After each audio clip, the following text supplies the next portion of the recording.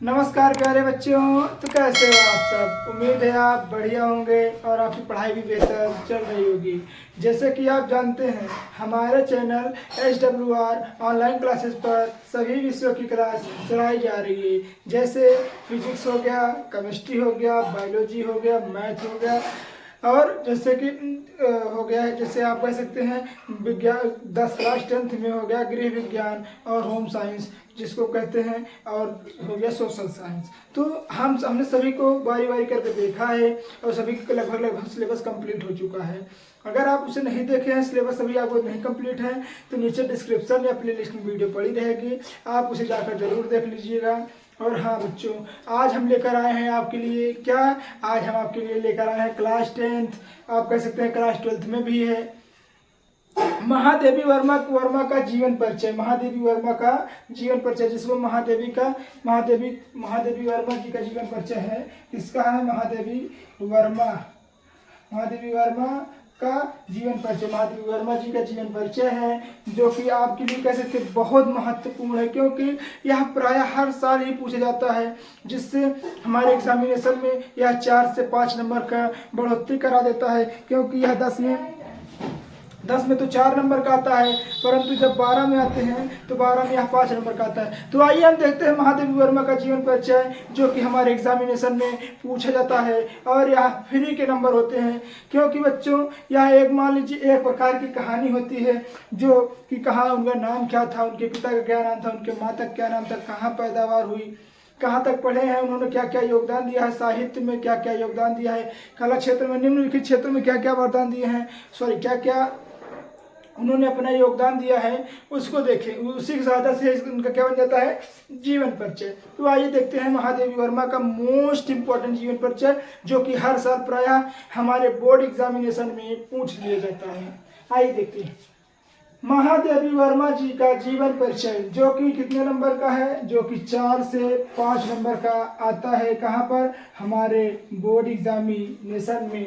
तो आइए देखते हैं बच्चों जीवन परिचय। महादेवी वर्मा जी का जन्म सन 1903 ईस्वी कब हुआ था बच्चों? इसको आप याद करिए रहिएगा, क्योंकि इसको भूल गए ना तो आप समझ लीजिए आपका 2 नंबर काट लेगा। कौन? एग्जामिनर कितना नंबर काट लेगा? 2 नंबर काट लेगा। तो इनका जन्म सन 1903 ईस्वी को उत्तर प्रदेश के कहाँ हुआ था? फर्रुखाबाद। उत्तर प्रदेश के फर्रुखाबाद नामक जनपद बोले तो जिला। और महादेवी वर्मा जी का जन्म 1903 ईस्वी को फर्रुखाबाद के, जो उत्तर प्रदेश राज्य के फर्रुखाबाद के जिले में हुआ था। इनके पिताजी का नाम श्री गोविंद प्रसाद वर्मा था। इनके पिताजी का क्या नाम था बच्चों? तो इनके पिताजी का नाम गोविंद प्रसाद वर्मा था, तथा इनके माताजी का नाम क्या था?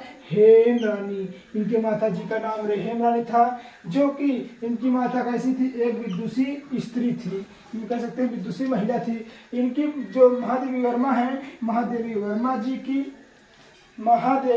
जी की प्रारंभिक जो जीवन है इनका इंदौर में मतलब जो कह सकते हैं कि जब बचपना हुआ, पैदावार हुई, तो इनका जो प्रारंभिक मतलब पढ़ाई हुई वो इंदौर में एक कॉलेज में हुई, एक स्कूल में हुई। और जो उच्च शिक्षा भी कह सकते हैं कि ग्रेजुएशन और पोस्ट ग्रेजुएशन की शिक्षा इन्हें कहाँ से ली? प्रयागराज से।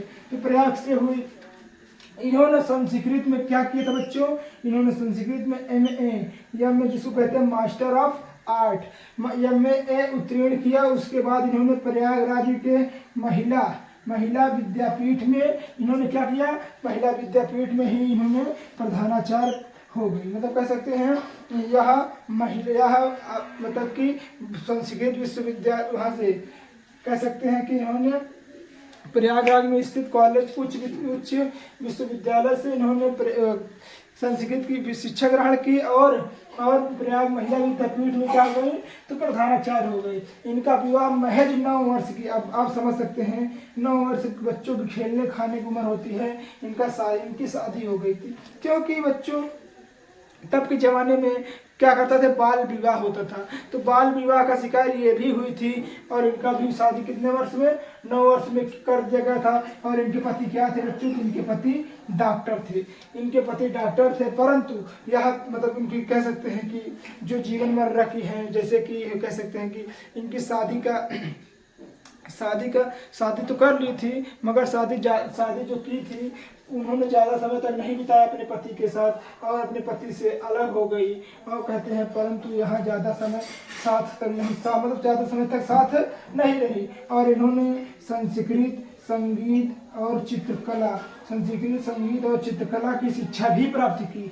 इन्होंने कह सकते हैं संस्कृत में भी शिक्षा प्राप्त की थी, परंतु संगीत और चित्रकला में भी शिक्षा प्राप्त की। इन्होंने नारी स्वतंत्रता के लिए संघर्ष किया। क्या किया?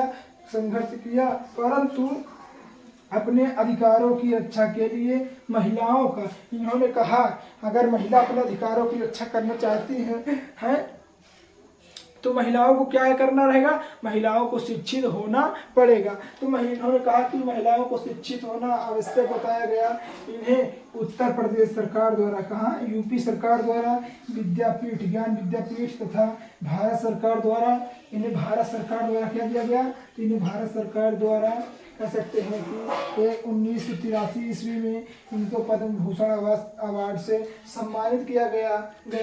और यही करते हुए मतलब कह सकते हैं कि पाठ्यक्रम पठन पाठन यही करते हुए इनका क्या 11 सितंबर, इसको याद रखे रहिएगा बच्चों, जो ये है। और इनके माता पिता का नाम, इनके पति क्या थे, इन्हें कहाँ से शिक्षा प्राप्त की, इन्होंने क्या क्या पढ़ाई की है, ये बस इसी को याद करना है बस, और कुछ नहीं। और अपने से लिख देंगे तभी आपको नंबर मिल जाएगा। तो 11 सितंबर सन 1987 ईस्वी को इनका क्या हो गया? स्वर्गवास हो गया। तो बच्चों ये हुआ हमारा जीवन परिचय। अब आइए देखते हैं इनकी रचनाएं क्या है। तो इनकी रचनाएं जैसे हो गया निहार हो गया, रसीम हो गया, नीरजा हो गया, संध्या गीत जिसको बोलते हैं वो हो गया। तो ये सब क्या है बच्चों? इनकी रचनाएं हैं। और भी रचनाएं काफ़ी सारी हैं, परंतु हमने नहीं लिखा क्योंकि थोड़ा 2-4 लिख दीजिएगा, इतना ही बहुत है, इनके लिए इनफ है। तो उम्मीद है बच्चों आपको वीडियो समझ में आ रही है। पहले आप स्क्रीनशॉट ले लीजिए।